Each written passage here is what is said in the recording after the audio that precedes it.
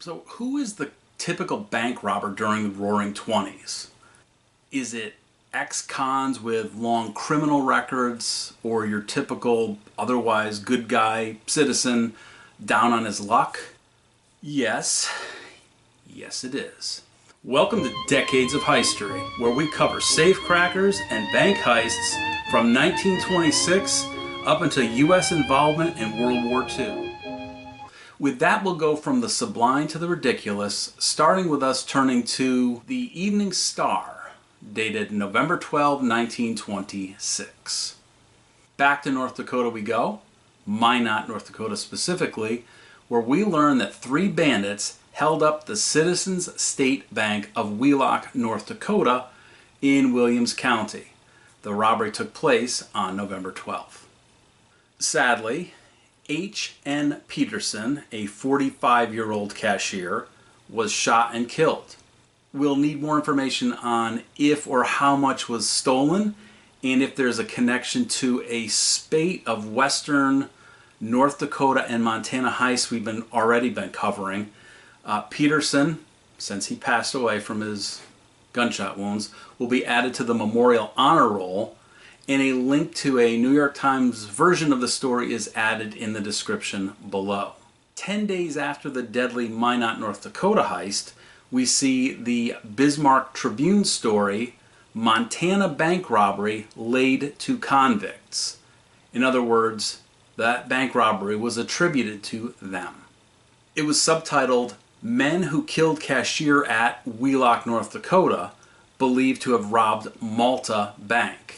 The Producers News, a paper out of Plentywood, Montana, ran a story with a title, subtitle, and a third summary title that essentially jibed with the Bismarck Tribune's. So in that case, let's head to Malta, Montana, where all the clues pointed to a connection between the Citizens State Bank of Wheelock, North Dakota heist and the Malta National Bank robbery that occurred on Friday, November 19, 1926.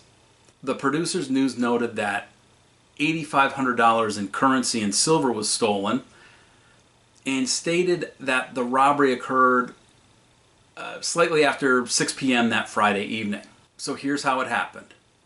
Assistant Cashier John Kilduff, son of bank president J.F. Kilduff, was working alone with the safe unlocked since he was counting the money when a knock on the door got his attention. Then someone yelled out, "Hey John." John Kilduff assumed it was someone local, so he opened the door and encountered 2 strangers who covered him with automatic revolvers. And that makes me wonder, is an automatic revolver even a thing? That's what the article said. The robbery crew bound Kilduff's hands and gagged him, and then they cleaned out the unlocked safe of all the loot. The cashier, Kilduff, finally escaped and called out the news via telephone around 7 p.m., so about an hour after the heist began. Descriptions of the 3 Wheelock, North Dakota suspects were sent from Minot and were shown to him, to John Kilduff, since he'd witnessed the robbers up close. Kilduff stated that there was a resemblance of the 2 that he described. So he saw 2 of them, and he said that both of them wore 3/4 length sheepskin coats and woolen caps, though they did go without masks. Their suits were dark, and both men were light complexioned and stood 5'9", 5'10".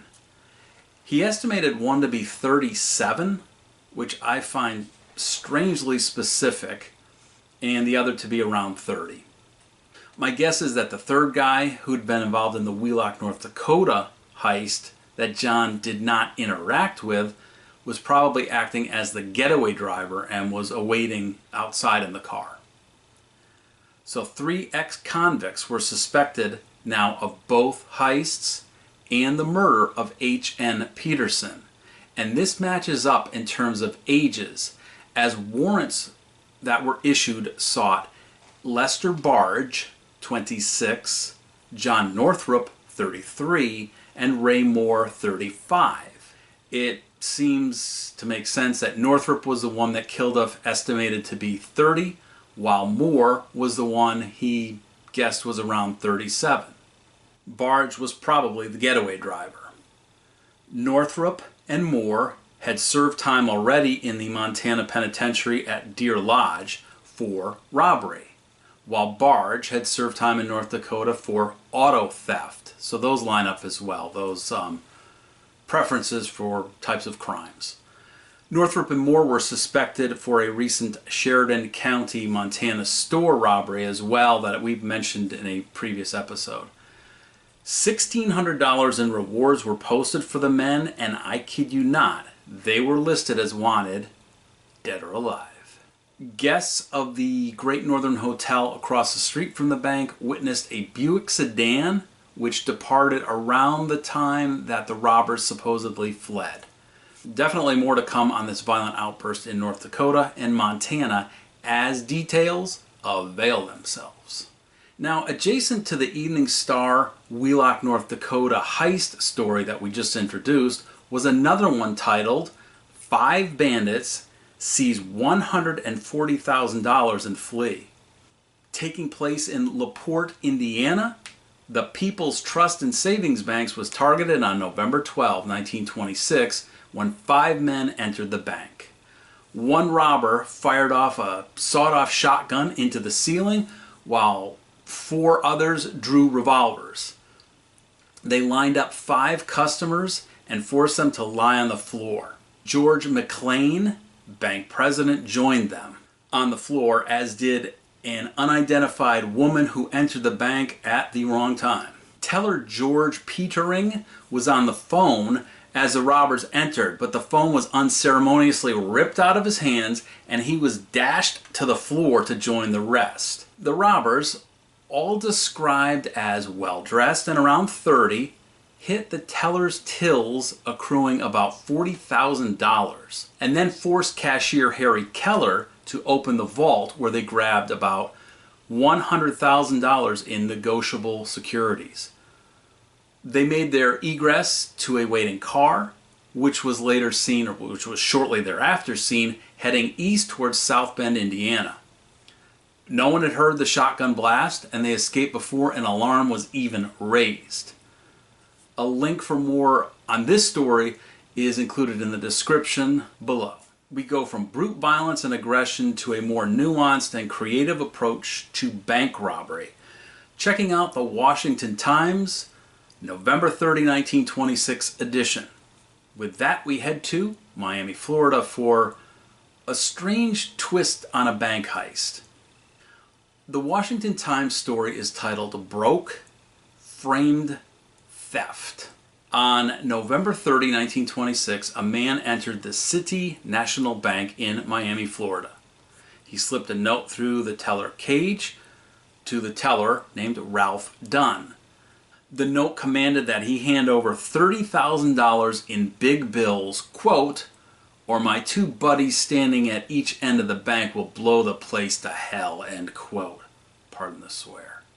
The note was neatly typewritten, which will turn out to be an important clue in a moment.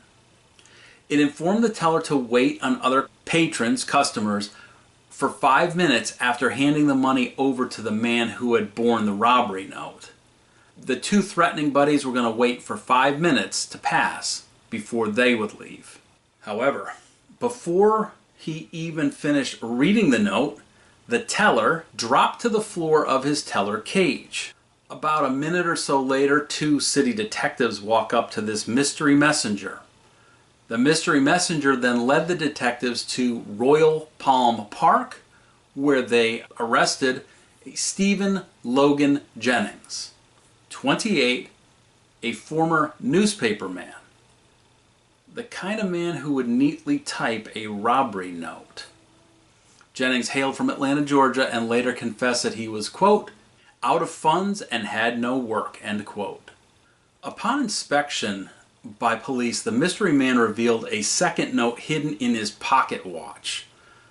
Kind of spy and cloak and daggery. It was signed S.J. Jennings and stated, quote, "I planned the City National Bank robbery," end quote, in order to protect the mystery messenger from punishment for his involvement.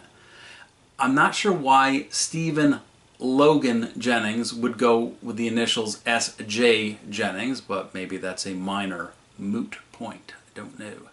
Anyway, Jennings was in the city jail awaiting arraignment, and there was no word about the mystery man, why he was involved. Was he coerced? Was he threatened? Was he bribed? I've added 4 links about the bank building in Miami and a really good history of the Miami Police Department, a general history of Miami, and the Great Florida Memory Project with an excellent survey of photographs from 1920 to 1940-41. We ended on a high note with the almost slapstick yet sad robbery attempt by a down-and-out reporter. But we also saw vicious and callous robbers take down several banks and get away with lots of loot. Quick hitters for November 1926 are in the books. Part 3 will cover a main story that goes from New York, the New York, New Jersey area to Detroit, and involves a man nicknamed Killer. I want to thank you for spending your time with Decades of History. Until next time. Where somebody waits for me, sugar sweet, and so is she. Bye, bye.